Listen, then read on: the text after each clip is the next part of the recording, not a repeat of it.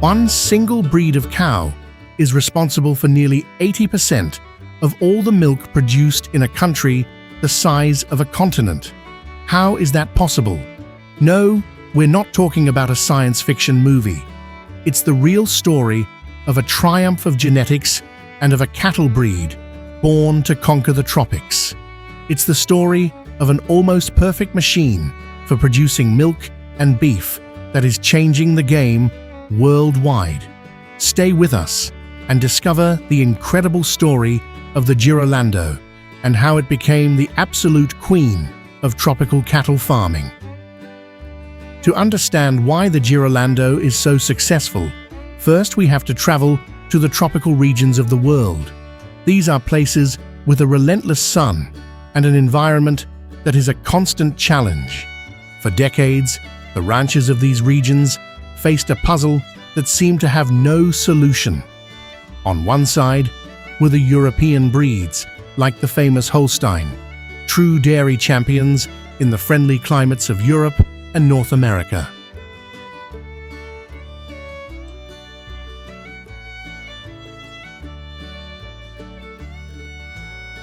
But when these specialized cows arrived in the tropics, the dream of abundance turned into a nightmare.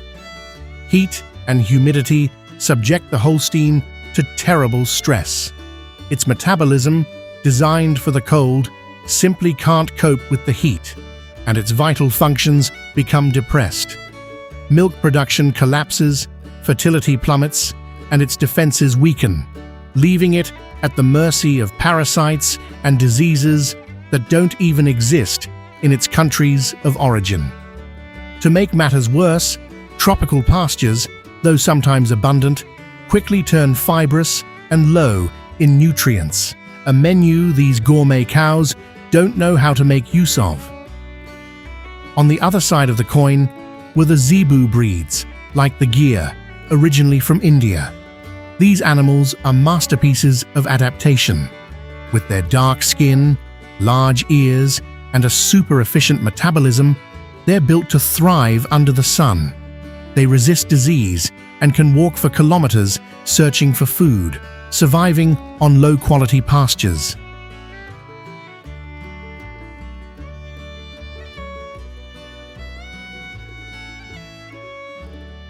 The problem is that their specialty was never producing milk in large quantities. Their output was stable, yes, but very modest compared to their European cousins. The challenge was enormous.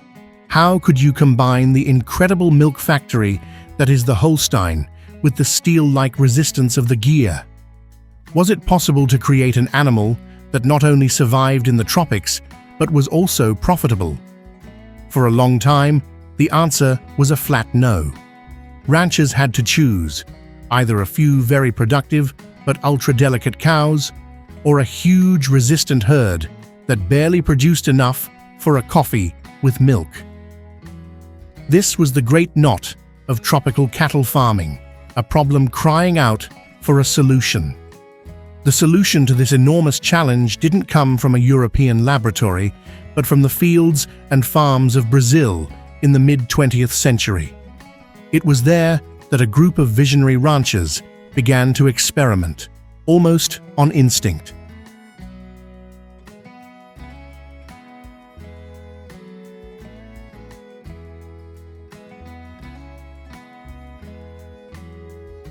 The first documented crosses between the Holstein, the Queen of Milk, and the Gyr, the Queen of Resistance, were made back in the 1940s. The idea was simple in theory, but very complex in practice. Take the best of both worlds. They sought a cow with the body, the udder, and the milk potential of the Holstein, but with the heat resistance and the ability to eat almost anything of the Gyr. The first results, the so-called F1 or half-bloods, were an immediate success. These new cows showed what's known as hybrid vigor, where the offspring is better than the average of its parents. They were stronger than a purebred Holstein and gave much more milk than a purebred Gyr.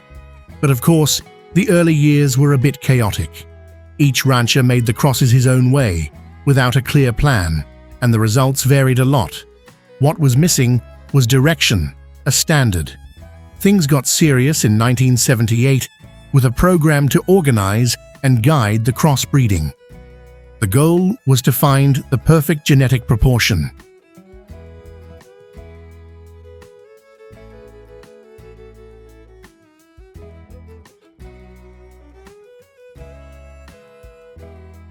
After years of testing and analysis, they arrived at the ideal formula: 5/8 Holstein blood and 3/8 Gyr blood.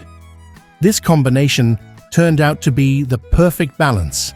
The 5/8 Holstein guarantees high milk production, while the 3/8 Gyr gives it the resistance to withstand the tropical climate, the parasites, and the difficult pastures. The Brazilian government saw the potential and got involved. In 1989, the Ministry of Agriculture, together with the breeders, launched a program to make the breed official with this standard.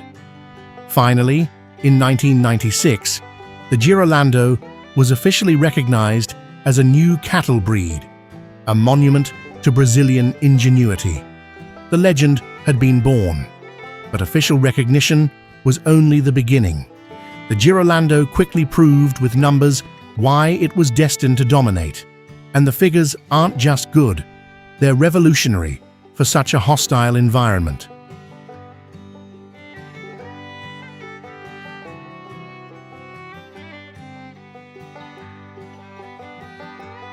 The strongest fact, the one that gives this video its title, is that the Girolando breed is responsible for close to 80% of all the milk produced in Brazil. Think about that. Brazil is a giant, one of the largest milk producers in the world, and for a single breed to be the backbone of that industry is simply incredible. And how does it do it? Through its productivity. While a Holstein suffers in the tropics, a good Girolando produces consistently. The average per lactation is around 3,600 kilograms, but it's not unusual to find elite specimens that, when well managed, exceed 9,000 or 10,000 kilograms a year, competing head-to-head with Holsteins in more comfortable climates. In fact, some champions have produced more than 100 kilograms of milk in a single day. Perhaps more important than the production peak is its longevity.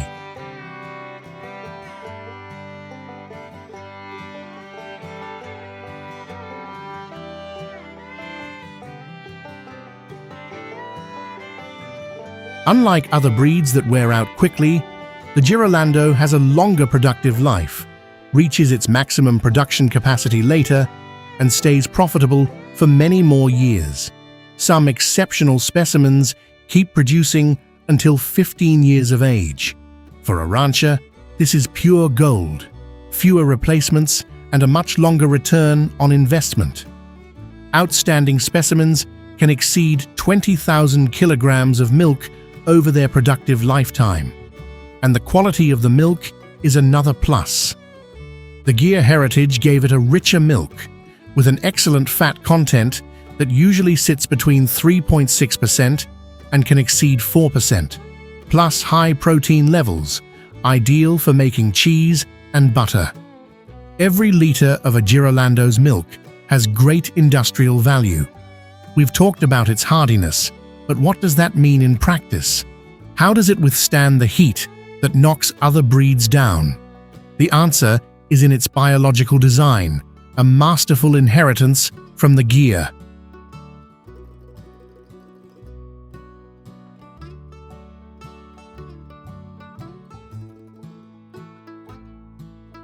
Unlike other breeds that wear out quickly, the Girolando has a longer productive life, reaches its maximum production capacity later, and stays profitable for many more years.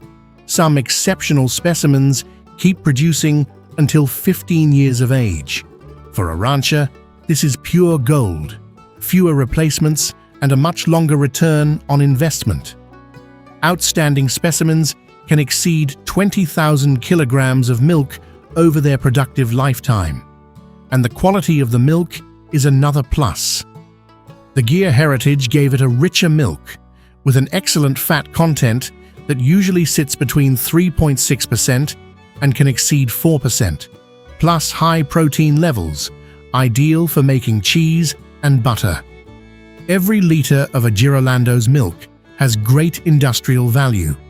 We've talked about its hardiness, but what does that mean in practice? How does it withstand the heat that knocks other breeds down?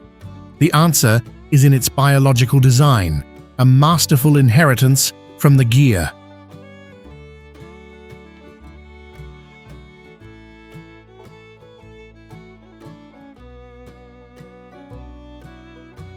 All these traits are the biological arsenal that lets it not just survive, but triumph where others fail. If the story ended with milk, it would already be a success. But the Girolando's value goes further. It's a dual-purpose breed, incredibly efficient.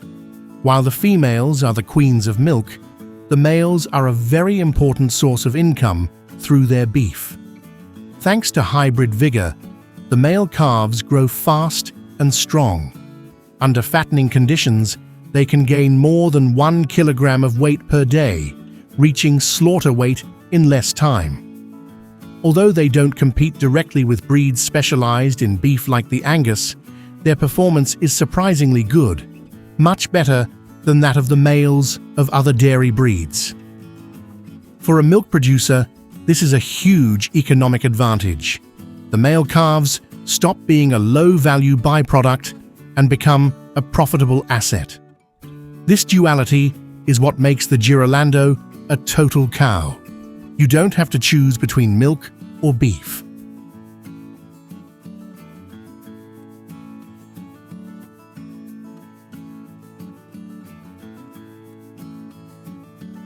With the Girolando, you get both. Females that are milk factories and males that produce quality beef. The success of a breed is also measured by its ability to reproduce, and in this, the Girolando is a champion. Its reproductive efficiency is one of its strongest points.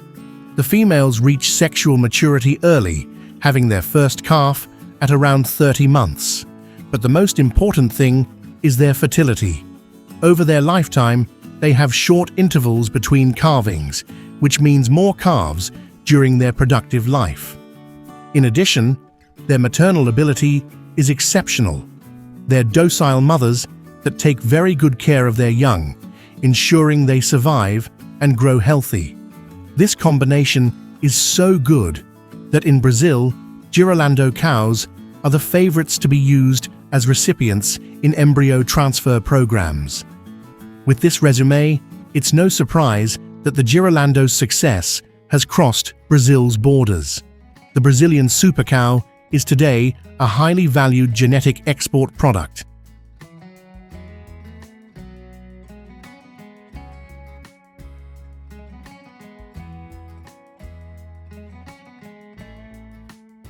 Its fame has reached other Latin American countries like Colombia, Venezuela, and Mexico, and also nations in Africa and Asia that face similar climates. In these places, ranchers are discovering what Brazil already knew. Girolando genetics are a powerful tool for improving productivity. Its global expansion is living proof of its superior design. So, going back to the initial question, how does a single breed of cow produce the vast majority of the milk in a country like Brazil? As we've seen, it's not a miracle.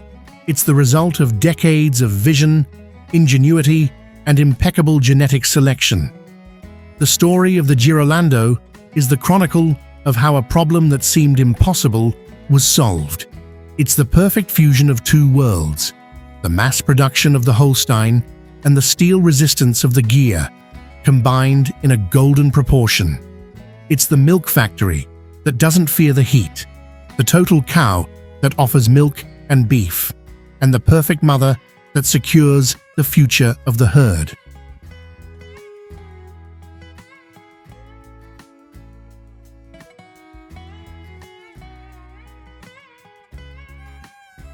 The Girolando isn't just a cattle breed.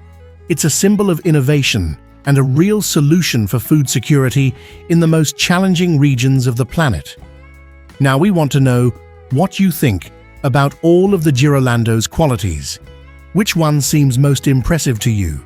Its production, its resistance, or its dual purpose? Leave us your answer in the comments.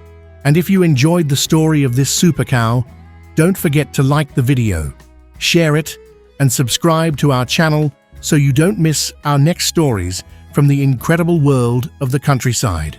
See you next time.